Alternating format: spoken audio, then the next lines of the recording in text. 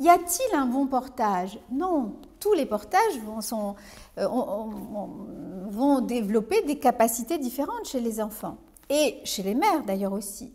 Mais après, les choses vont s'ajuster, et puis en plus, on a des équations avec la culture.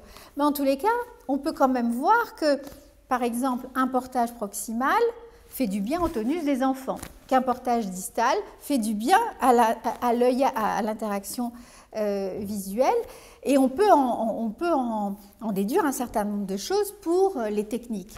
Mais surtout, cette conscience qu'il y a plein de portages différents, plein d'interactions différentes, doit nous amener à, lorsque nous sommes en position soit d'accueillir un bébé dans une crèche qui n'a pas été, pour lequel, par exemple, si c'est un bébé qui a toujours été porté à la maison, parce que c'est comme ça qu'il faut faire. C'est un bébé à qui on a peu parlé, c'est un bébé à qui qu'on a peu regardé, un peu bien sûr, mais par rapport à nos normes à nous.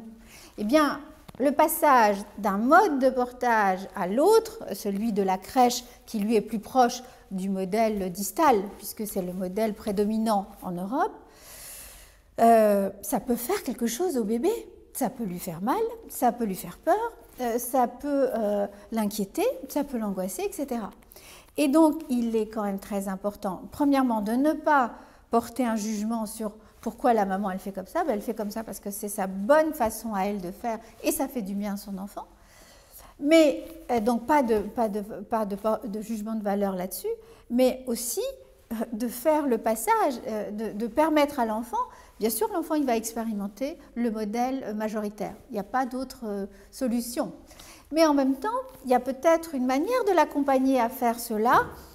Et pour ça, il ne faut pas juger et il ne faut pas non plus considérer qu'il y aurait que l'un va entraîner des catastrophes ou des choses comme ça. Donc c'est cette modestie-là.